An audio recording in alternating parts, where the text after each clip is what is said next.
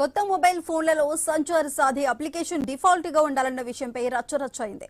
ప్రజలపై నిఘా కోసమే ఇలా చేస్తున్నారని విపక్షాలు అగ్గి మీద గుగ్గులమయ్యాయి. అలాంటిదేమీ లేదని కేంద్రం స్పష్టం చేసింది. మొబైల్ యాప్ పై ఎందుకు రచ్చ జరిగింది? హైకోర్టు సీనియర్ అడ్వకేట్ సత్యనారాయణతో మా ప్రతినిధి ప్రవీణ్ ఫేస్ టు ఫేస్. ఒక కొత్త మొబైల్ యాప్ను క్రియేట్ చేసింది. ఆ మొబైల్ యాప్ సంచార్ సాతి అనే పేరుతోని తీసుకొని రావడం అయింది. ఎవరైతే సైబర్ నేరగాళ్ళు మొత్తం టోల్గా రెచ్చిపోతున్నారో ఆ సైబర్ నేరగాళ్లకు చెక్ పెట్టే విధంగా ఒక నూతనంగా యాప్ను తీసుకొని రావడం జరిగింది.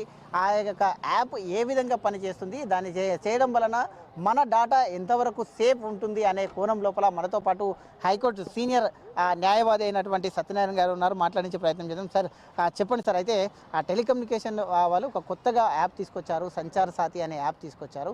ఆ యాప్ ఉపయోగం ఎలా ఉంటుంది, అయితే దాన్ని మిస్ అయ్యే ఛాయిసెస్ ఏమైనా ఉంటాయా, లేకుంటే ప్రజలకు అందరికీ అందుబాటులో వచ్చేవి ఉంటాయా? సంచార్ సాతి యాప్ అనేది 2023లోనే ఇంట్రడ్యూస్ చేసినారు. కాకపోతే ఇప్పుడు ఎందుకు మీడియాలో కానీ పార్లమెంట్లో కానీ కొంత గందరగోళ పరిస్థితి ఏర్పడుతుంది, విపక్షాలు వ్యతిరేకిస్తూ ఉన్నాయంటే ఇప్పుడు అంటే నవంబర్ 28 నాడు 2025 గవర్నమెంట్ ఒక అడ్మినిస్ట్రేషన్ ఆర్డర్ ఏమని పాస్ చేసింది, టెలికమ్యూనికేషన్కు సంబంధించిన ఫోన్ మ్యానుఫ్యాక్చరింగ్ కంపెనీస్ కంటే ఇది ఖచ్చితంగా మీరు ఫోన్ తయారీలోనే ఇన్బిల్ట్గా దీని యాప్ అనేది ఇన్బిల్ట్గా ఇవ్వాలి. సో అంటే మనం ఫోన్ కొన్నప్పుడు ఆటోమేటిక్గా కొన్ని యాప్స్ వస్తాయి, దాంతోపాటు ఇది కూడా వచ్చేస్తుంది. సో దీన్ని మనం డిలీట్ చేయడానికి కానీ అన్ఇన్స్టాల్ చేయడానికి కానీ వీలు లేకుండా తయారు చేయాలనేది కేంద్ర ప్రభుత్వం అంటే కొన్ని కంపెనీస్కి ఏదైతే ఫోన్ తయారీ కంపెనీలు ఉంటాయో వాటికి ఆదేశించింది. సో దీన్ని వ్యతిరేకిస్తూ ఆ యాపిల్ ఫోన్ వారు లేదు మేము అలా దాన్ని ఇన్బిల్ట్ చేయలేము, ఎందుకంటే కస్టమర్ యొక్క ప్రైవసీ డిస్టర్బ్ అవుతుంది, మేము అలాంటిది చేయలేమని చెప్పి వాళ్ళు ససమీర వారు కాదనడం జరిగింది. అదేవిధంగా ప్రతిపక్షాలు కూడా అనే దాంట్లో కారణం ఏంటంటే ఈరోజు సరే దాంతో ఉపయోగాలు కొన్ని ఉన్నప్పటికీ కూడా దాంతో ఉపయోగం ప్రభుత్వం చెప్పేది ఏంటంటే ఇప్పుడు దీనివలన ఫోన్ దొంగతనం అయితే కానీ ఫోను మిస్యూజ్ అయితే కానీ ఖచ్చితంగా ఆ యాప్ ఇన్స్టాల్ అయ్యి ఉంటే ఆ ఫోన్ ఎక్కడుందనేది మనం తెలుసుకోవచ్చు, ఆ సిమ్ము ఎవరు వాడుతారు అనేది తెలుసుకోవచ్చు. అదేవిధంగా ఈ టెలిఫోన్ దాంట్లో ఎలాంటి సంశయం లేదు, ఈ మధ్యకాలంలో టెలిఫోన్ సంబంధిత సైబర్ నేరాలు అనేది కోకాకోలాలో జరుగుతూ ఉన్నాయి, మనం చూస్తూ ఉన్నాం. ఇప్పుడు దాదాపు కేంద్ర ప్రభుత్వం దాదాపు ఒక 50,000 60,000 సిమ్ కార్డ్స్ను కూడా అంటే సంబంధించిన టెలిఫోన్కు యాప్లు ఏది సిమ్ కార్డ్స్ను కూడా సీజ్ చేసింది అనేది కూడా మనం వీడియోలో చూస్తూ ఉన్నాం. సో ఇవన్నీ అవాయిడ్ చేయడానికి ఇన్బిల్ట్గానే చేయాలనేది వారి యొక్క ఉద్దేశం. అంతే అన్ఇన్స్టాల్ చేయడానికి వీలు లేకుండా చేయాలనే దాని మీద.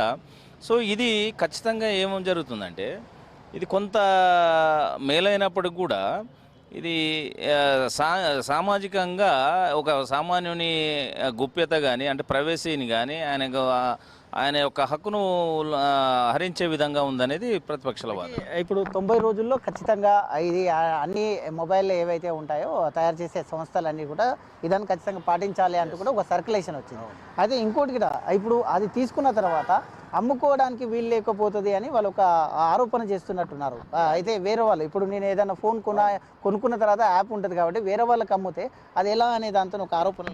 ఇప్పుడు ఎవరు కొన్నా ఎవరు చేసినా అది ఏమైందంటే ఎవరి దగ్గర పోతుంది ఫోన్ అనేది సిమ్ లేకున్నా కానీ ఆ ఫోన్ను ఆన్ అయితే సరిపోతుంది, అది ఎవరి దగ్గర ఉన్నది ఎవరు యూజ్ చేస్తున్నారు అనేది. అందుకే ఇప్పుడు మనకు గతంలో కూడా సుప్రీంకోర్టు ఏం చెప్పిందంటే Puttaswamy versus union of India కేసులో అంటే మీరు చట్టాల పేరు మీద వాటి మీద ఒక సామాన్యుని పర్సనల్ లైఫ్లో ఇంటర్ఫియర్ అయ్యే వీలు లేదని చెప్పి చెప్పడం జరిగింది.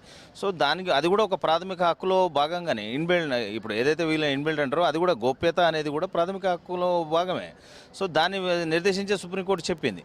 సో ఇక్కడ ఏం జరుగుతుందంటే ఇప్పుడు ఈ యాప్ ద్వారా మనం యొక్క ఎస్ఎంఎస్ కానీ మన కాల్ డేటా కానీ మన పర్సనల్ ఫోటోగ్రాఫ్స్ ఆల్సో ఎవరితో మాట్లాడుతున్నో తెలిసిపోతుంది, ఏం జరుగుతుందో తెలిసిపోతుంది.